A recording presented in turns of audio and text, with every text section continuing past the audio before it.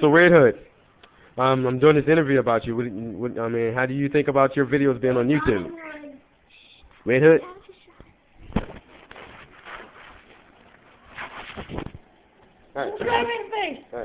Hey. So Red Hood. I mean, okay. Hey, what's in that cup? What's in the cup? What's in the cup? All right. Just making sure. All right, man. Oh, and also about the other video, I wasn't really threatening anybody. I was just joking around. You heard that, YouTube watchers? He was joking around about that video.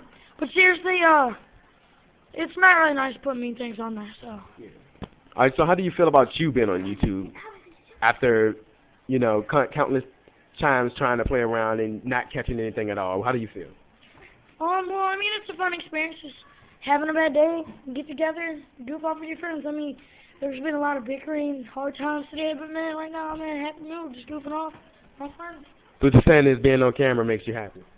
I mean, yeah. All right. I love them, can't you see?